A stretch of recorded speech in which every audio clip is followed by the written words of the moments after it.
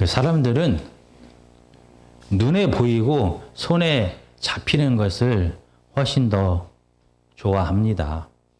그래서 사람들은 매일 숫자를 세기를 원합니다. 자기 통장에 잔금이 지금 얼마 남았는지를 매일 확인합니다. 그 사람들은 자기가 만든 책이 얼마나 많이 팔렸는지를 매일 검색을 합니다. 그리고 사람들은 매일 시청률을 조사합니다. 사람들은 자기가 만든 노래가 음원 차트의 순위에 어디에 놓여 있는지를 확인합니다. 이렇게 사람들은 눈에 보이는 것을 세기를 원합니다. 자기의 인기와 자기의 지식과 자기의 재력과 자기의 명예를 숫자로 환산하는 것을 좋아합니다. 오늘 본문에서 다윗 왕도 갑자기 인구 조사를 실시합니다. 이스라엘에 전쟁에 나갈 만한 군사가 몇 명인지를 세기 시작했습니다. 사무엘하 24장 1절입니다. 구약성경 505페이지입니다. 함께 읽도록 하겠습니다. 시작. 여호와께서 다시 이스라엘을 향하여 진노하사 그들을 치시려고 다윗을 격동시키사 가서 이스라엘과 유다의 인구를 조사하라 하신지라. 여호와 하나님께서 이스라엘 백성들에게 화가 났습니다. 그래서 다윗을 사용하기로 결정합니다. 오늘 본문에서 다윗을 격동시켰다라고 말합니다. 다윗을 부추겼다, 충동질했다, 꼬였다라는 뜻이 됩니다.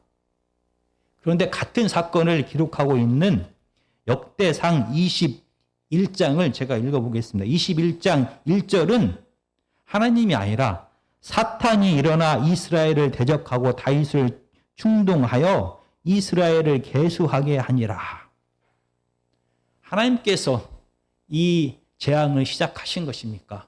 아니면 사탄이 이 무서운 재앙을 시작한 것입니까? 이 질문은 너무나 어렵습니다. 전능하신 하나님께서 모든 재앙까지 심판까지 다 간섭하신다. 그 중에서 어떤 재앙은 하나님의 허락 아래 사탄이 주관하는 것이다. 아니다. 모든 재앙은, 모든 심판은 하나님의 뜻을 거역한 사탄의 짓이다. 아니다. 그 중에 어떤 재앙은 사탄이 하나님의 뜻을 거역하고 심판을 내리는 것이다. 라고 이야기합니다. 이 질문에 정확한 답을 내리기가 어렵습니다. 오늘 우리는 오늘 본문인 사무엘하 24장에 집중하고자 합니다. 사무엘하 24장은 하나님께서 이 재앙을 시작하셨다라고 말합니다. 그러나 우리는 분명히 기억해야 될 것이 있습니다. 하나님께서 바로의 마음을 강팍하게 했습니다. 그러나 바로가 교만하여 하나님의 뜻을 거역했습니다. 하나님께서는 사람에게 자기가 선택할 수 있는 자유의지를 주셨습니다. 오늘 본문도 마찬가지입니다. 하나님께서 다윗을 충동했습니다. 다윗을 유혹했습니다. 그러나 다윗이 이 인구 조사를 결정하게 됩니다. 이 다윗의 명령을 받은 요압은 다윗 왕에게 나와 이 인구 조사의 결과를 보고합니다. 남유다의 군사는 50만 명입니다. 북이스라엘의 군사는 80만 명이 됩니다. 결국 130만 명의 군사가 20세 이상으로 지금은 전쟁에 나가서 싸울 수가 있습니다. 라고 고백을 한 것입니다. 그런데 이 24장 10절은 갑자기 분위기가 바뀌게 됩니다. 24장 10절입니다. 다윗이 백성을 조사한 후에 그의 마음이 자책하고 다윗이 여호와께 아뢰되 내가 이 일을 행함으로 큰 죄를 범하였나이다. 여호와여 이제 간구하옵나니 종의 죄를 사하여 주옵소서. 내가 심히 미련하게 행하였나이다 하니라.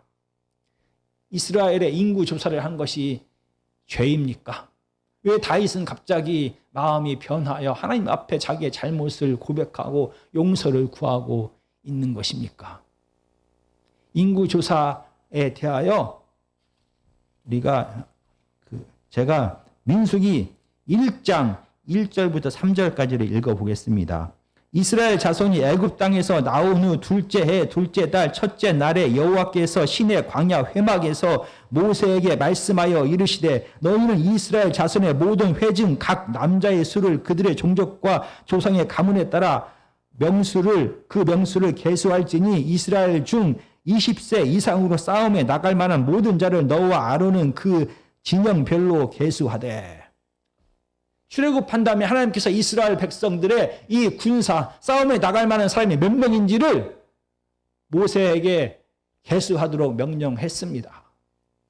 그렇다라고 하면 인구조사 자체, 군사가 몇 명인지를 조사하는 그 자체는 죄가 될 수 없습니다. 그러면 무엇이 다윗의 죄인 것입니까? 이스라엘의 왕은 이방의 왕들과 다릅니다. 이스라엘의 왕은 군사력을 의지하는 것이 아니라 하나님을 의지하는 자입니다. 그래서 다윗은 이렇게 예전에 고백을 했습니다. 사무엘상 17장 47절입니다. 다윗과 골리앗의 전투입니다. 다윗이 이렇게 고백을 합니다. 47절은 또 여호와의 구원하심이 칼과 창에 있지 아니함을 이 무리에게 알게 하리라. 전쟁은 여호와께 속한 것인즉 그가 너희를 우리 손에 넘기시리라. 다윗은 분명히 고백을 합니다. 이 전쟁은 사람의 수에 있지 않다. 군사력에 있지 않다. 하나님께 속한 것이다. 하나님을 의지할 때 전장에서 승리할 수 있다라고 다윗이 고백을 했습니다. 이런 다윗이 왕이 된 다음에 오늘 본문 사무엘하 24장에서 갑자기 군사의 수를 세기 시작합니다. 다윗의 의도가 무엇입니까? 다윗의 감추어진 마음이 도대체 무엇입니까? 같은 사건을 기록한 역대상 21장 4절은 아주 간단하게 이렇게 이야기합니다. 642페이지입니다. 왕의 명령이 요압을 재촉한지라 드디어 요압이 떠나 이스라엘 땅에 두루 다닌 후에 예루살렘으로 돌아와.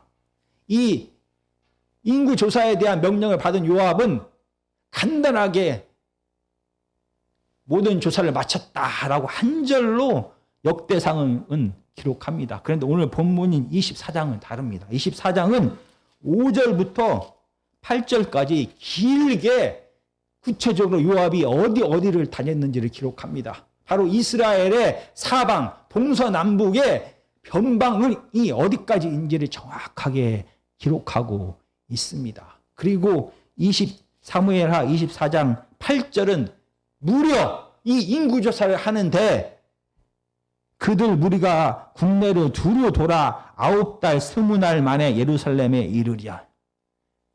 이 인구조사를 하는데 9개월 20일이나 걸렸다라고 말합니다. 왜 이렇게 사무엘하는 구체적으로 이스라엘의 변방, 이스라엘의 땅이 어디까지인지를 자세히 기록하고 있고 이 인구조사가 9개월 20일이나 걸렸다라고 말하고 있는 것입니까? 바로 인구조사를 할 때 이스라엘의 영토가 어디인지를 말하고 있는 것입니다. 9개월 20일이나 걸릴 정도로 이스라엘은 지금 넓은 땅을 가지고 있습니다. 하나님께서 아브라함에게 하신 그 약속이 이 다윗의 통치 아래 거의 다 실현되었습니다. 지금 이스라엘은 가나안 땅에서 가장 강력하고 부유한 나라가 되었습니다. 다윗은 이렇게 이스라엘이 가장 강한 나라가 되자 인구의 갑자기 군사력에 관심을 갖기 시작합니다. 왜냐하면 하나님의 은혜로 이렇게 부강한 나라가 되었지만 자기의 지도력과 자기의 지혜가, 자기의 군사력이 이 부강한 나라가 되는데 도움이 되었다라는 것입니다. 하나님을 의지하는 자가 이스라엘의 왕입니다. 이방의 왕은 군사력을 의지합니다. 군사력을 바탕으로 이스라엘의 왕조가 세워지고 유지되는 것이 아니라 하나님을 의지하는 하나님의 왕을 통하여 이스라엘은 왕조가 시작되고 유지되었습니다. 그런데 나라가 부강해지자, 나라가 막강해지자 점점 다윗은 이방의 왕처럼 숫자에 관심을 갖기 시작합니다. 군사력에 관심을 갖기 시작합니다. 하나님이 아닌 보이는 셀 수 있는 이 군사력을 의지하기 시작합니다. 결국 다윗은 인구조사를 통해 그의 마음속에 숨겨진 자기가 왕이다라는 이 교만함을 드러낸 것입니다. 하나님을 의지하는 것이 아닌 눈에 보이는 셀 수 있는 이 군사력을 점점 의지하고 있음이 이 인구조사를 통해 드러났습니다. 하나님을 왕으로 인정하지 않는 자, 하나님을 의지하지 않고 셀 수 있는 군사력을 의지하는 이 다윗을 하나님은 심판하기로 결정합니다. 그리고 24장 13절과 14절은 선지자 갓을 다윗 왕에게 보냅니다. 그리고 세 가지 재앙 중에 하나를 선택하라고 명령하십니다. 사무엘하 24장 13절입니다. 갓이 다윗에게 이르되 왕의 땅에 7년 기근이 있을 것이니까 혹은 왕이 왕의 원수에게 쫓겨 석 달 동안 그들 앞에서 도망하실 것이니까 혹은 왕의 땅에 사흘 동안 전염병이 있을 것이니까 왕을 생각하여 보고 나를 보내신 이에게 무엇을 대답하게 하소서 하는지라. 다윗이 갓에게 이르되 내가 고통 중에 있도다. 청하건대 여호와께서는 국률이 크시니 우리가 여호와의 손에 빠지고 내가 사람의 손에 빠지지 아니하기를 원하노라 하는지라. 7년 동안의 기근, 다윗이 석 달 동안 원수에게 쫓겨 광야를 헤매는 도망자가 되는 것. 세 번째는 3일 동안의 전염병. 무엇을 선택할지 간단합니다. 다윗은 전염병을 선택합니다. 3일 동안의 전염병을 선택합니다. 그의 고백은 하나님께서 자비롭기 때문에 긍휼이 크시기 때문에 분명히 하나님께서 더 이 3일을 단축하실 것이다 라는 믿음을 가졌습니다. 그런데 더 깊은 마음속에 다윗의 이 3일의 전염병의 선택은 너무나 당연합니다. 이방의 왕처럼 다윗은 군사력에 관심을 갖기 시작합니다. 눈에 보이는 이 군사력을 의지하기 시작합니다. 이 군사력은 백성의 수입니다. 다윗이 백성을 자기에게 힘을 주고 자기를 부유하게 하는 숫자라고 생각하고 있는 것입니다. 이런 다윗에게 이 세 가지 선택 중에서 가장 선택할 수밖에 없는 선택은 3일간의 전염병입니다.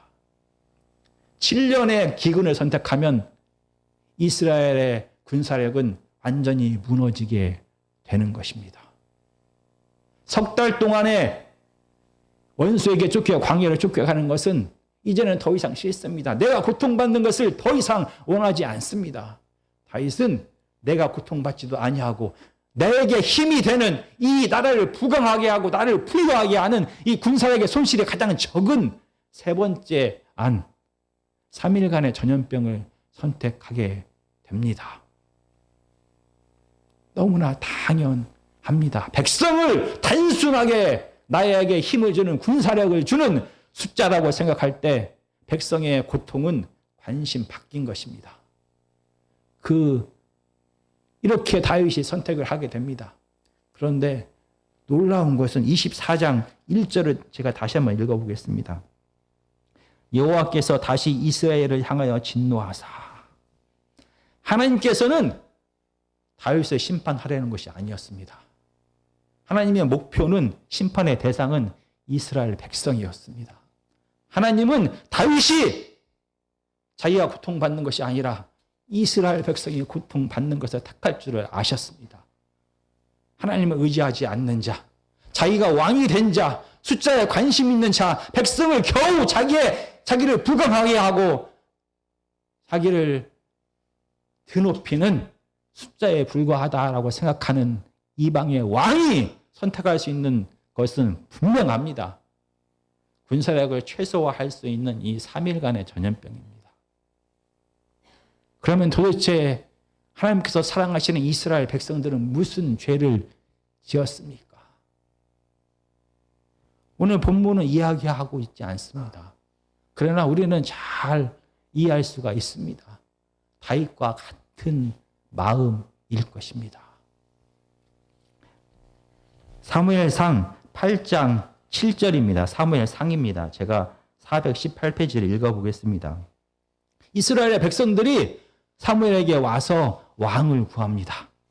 여호와께서 사무엘에게 이르시되 백성이 내게 한 말을 다 들으라. 이는 그들이 너를 버리니 아니요 나를 버려 자기들이 왕이 되지 못하게 함이니라. 이스라엘 백성들은 하나님이 왕이신 것을 원하지 않았습니다. 이방인처럼 이방의 왕들처럼 자기를 강하게 하고 자기를 부유하게 하는 왕을 원했습니다. 하나님은 이 이야기를 듣고 이스라엘 백성들은 사무엘 너를 버리신 것이 아니라 내가 왕인 것을 버린 것이다 라고 말씀하십니다. 이스라엘 백성들의 소원대로 왕이 세워졌습니다. 이스라엘 백성들이 원하는 대로 그 왕이 다스리는 나라가 되었습니다. 그리고 지금 이스라엘은 역사상 가장 부강한 나라, 가장 부유한 나라가 되었습니다. 아무도 이스라엘을 감히 넘볼 수 없는 막강한 나라가 되었습니다.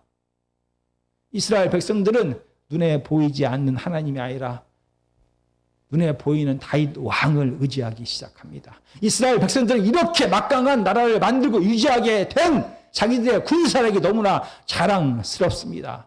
하나님이 왕이 아니어도 됩니다. 이 군사력만 가지고 있으면 지금처럼 부강하고 부유할 것만 같습니다. 자기를 사랑하여 애굽에서 자기를 이스라엘을 구원하신 하나님을 버리고 눈에 보이는 왕을 의지하고 눈에 보이는 군사력을 의지하는 이스라엘 백성입니다. 다윗 왕과 같은 마음입니다. 하나님의 왕되심을 거부하고 눈에 보이지 않는 하나님을 의지하는 것이 아니라 눈에 보이는 힘을 의지하는 이스라엘 백성들을 향하여 하나님은 진노하십니다. 그리고 마침내 그들에게 재앙을 내리십니다. 사무엘하 24장 15절입니다. 이에 여호와께서 그 아침부터 정하신 때까지 전염병을 이스라엘에게 내리시니 단에서부터 브엘세바까지 백성의 죽은 자가 7만 명이라. 이 전염병으로 7만 명이 죽게 됩니다. 그런데 여기서 우리가 해석해야 될 부분이 아침부터 정하신 때까지 3일 동안의 재앙으로 7만 명이 죽은 것일까요? 아닙니다. 이 정하신 때는 3일이 아니라 그날 저녁이라고 해석하는 게 맞습니다. 왜냐하면 16절에 보면 하나님께서는 이 재앙이 진행되고 있는 중간에 마음을 바꾸십니다. 이스라엘의 고통을 보시고 재앙을 멈추십니다. 그런데 만약 3일 동안 이 전염병이 이스라엘에 내렸다라고 이야기를 해버리면 이 16절에 하나님께서 중간에 멈춘 것을 이해할 수가 없습니다. 그래서 LXX라고 이 히브리 성경을 헬라어로 바꾼 LXX에는 아침부터 저녁까지라고 기록합니다. 하나님께서는 재앙을 내리셨습니다. 단 하루 만에 이스라엘 백성 7만 명이 죽게 됩니다. 하나님은 이스라엘 백성들의 고통을 보십니다. 긍휼이 무한하신 그 하나님은 아비의 마음으로 죽어가는 자녀들을 봅니다. 더 이상 재앙을 지속할 수가 없습니다. 하나님은 천사로 하여금 당장 이 재앙을 멈춰라 라고 말을 합니다. 하나님이 마음이 변했습니다. 긍휼하신 하나님이 그 마음을 거두셨습니다. 그런데 본문에서 놀라운 것은 하나님만 마음이 변한 것이 아닙니다. 하나님만 마음이 바뀐 것이 아닙니다. 17절을 제가 읽어보겠습니다. 다윗이 백성을 치는 천사를 보고 곧 여호와께 아뢰되 아뢰어 이르되 나는 범죄하였고 악을 행하였거니와 이 양무리는 무엇을 행하였나이까? 청하건대 주의 손으로 나와 내 아버지의 집을 치소서 하니라.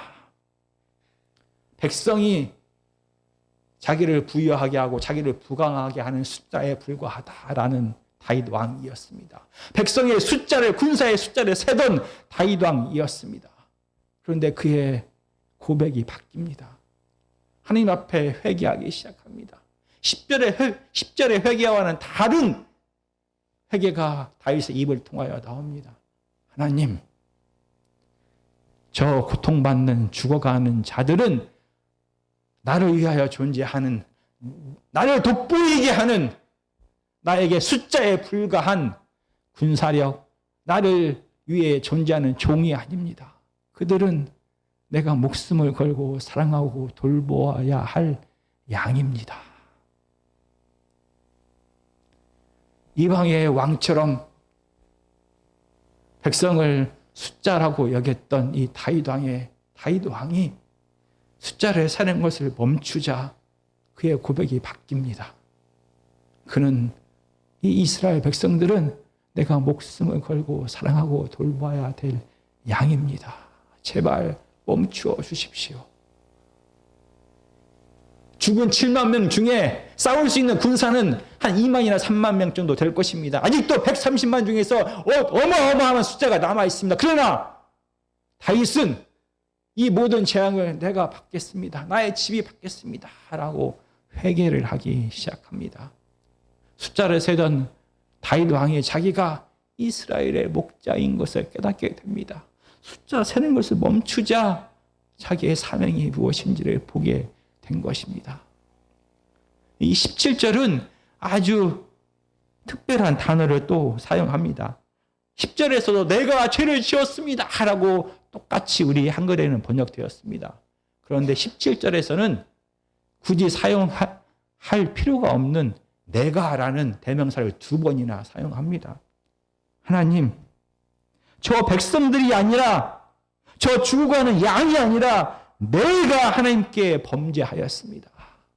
하나님, 저 고통받는 이스라엘 백성들이 아니라 내가 하나님께 악을 행하였나이다 라고 이야기합니다.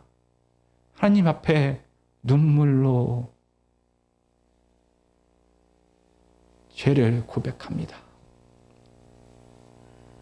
숫자를 세던 다윗 왕이 숫자 세는 걸 멈추자 자기가 누구인지를 알게 됩니다. 숫자 세는 것을 멈추자 이스라엘 백성들이 자기에게 명예와 부를 갖다 주는 단순한 숫자가 아닌 내가 돌보아야 될 양이다라는 것을 깨닫게 됩니다. 숫자 세는 것을 멈추자 자기의 소명을 다시 깨닫게 되고 이스라엘 백성이 숫자로만 보였던 다윗이 이스라엘 백성들의 고통과 죽음이 눈에 들어오게 됩니다. 그는 하나님 앞에서 내가 왕인 것을, 하나님 아니라 내가 진짜 왕이다라는 것을 인구조사를 통하여 자기의 속마음을 드러냈던 이 다윗이 하나님 앞에 왕이 아닌 진짜 왕이신 하나님 앞에 무릎을 꿇게 됩니다. 나를 위해 존재할 것 같던 저 이스라엘 백성들을 위하여, 숫자에 불과한 이스라엘 백성들을 위하여 그 모든 재앙을, 모든 짐을, 모든 고통을 내가 대신 짊어지겠습니다 라고 다윗은 하나님 앞에 용서를 구합니다. 이렇게 교만한 마음을 내어놓고 하나님 앞에 어린 아이처럼 가난한 마음으로 무릎 꿇고 간구하는 다윗의 음성을, 다윗의 기도를 하나님은 마침내 들으셨습니다. 24장 25절입니다.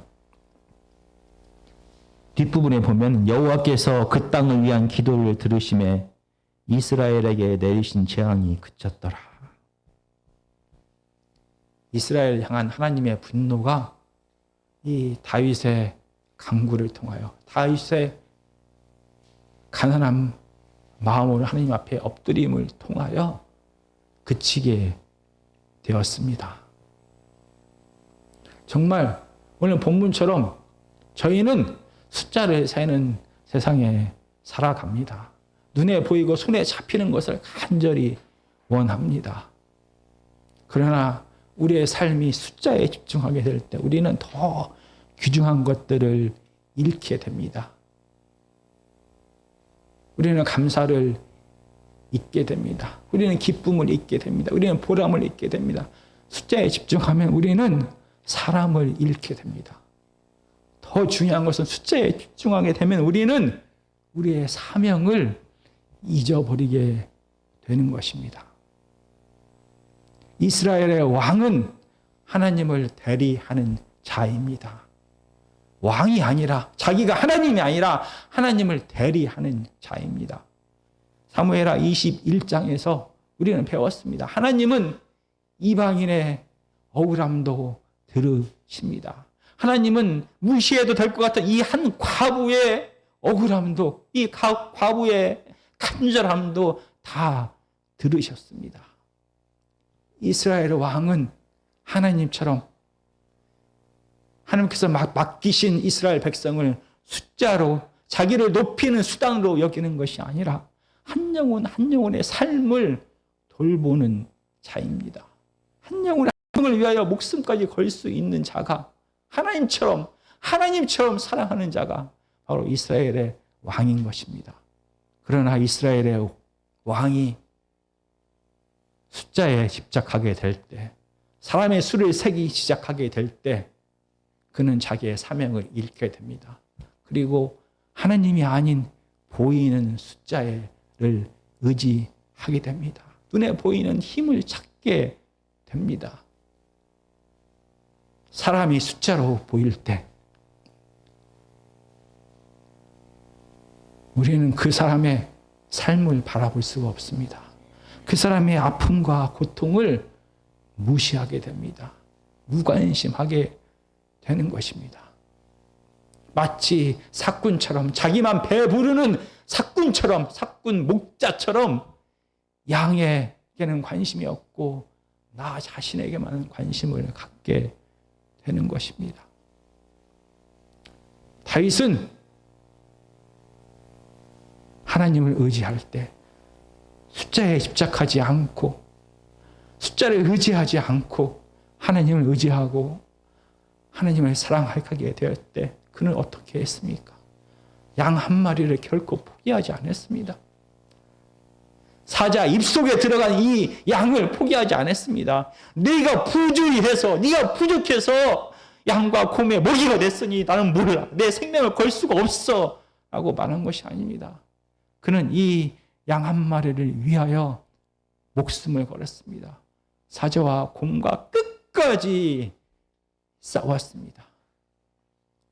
이런 다윗에게 하나님께서는 이스라엘을 맡기셨습니다. 하나님의 자녀는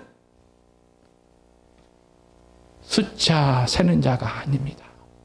하나님의 자녀는 하나님을 의지하는 자입니다. 하나님의 자녀는 눈에 보이는 숫자를 의지하고 숫자를 따라가는 자가 아닙니다. 우리가 숫자 세는 것을 멈추게 될 때 우리가 사람을 있는 그대로 사랑할 수가 있게 됩니다. 우리가 숫자 세는 것을 멈추게 될 때 우리는 우리의 이웃의 고통에 집중할 수가 있습니다. 우리의 고통이 그때서야 우리야 알게 되는 것입니다. 숫자 세는 것을 멈추지 않는 한 우리의 삶의 기쁨은 사라집니다. 보람은 사라집니다. 즐거움은 사라집니다. 우리에게 주신 이 귀한 사명, 한 영혼에 대한 사명을 잊게 됩니다.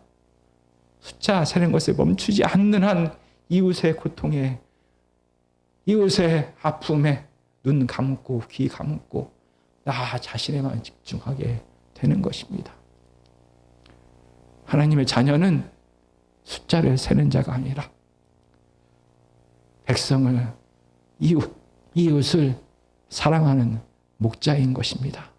정말 우리의 삶이 하나님께서 우리에게 주신 사명이 무엇인지를 늘 기억하는 저와 여러분이 되기를 간절히 기도합니다.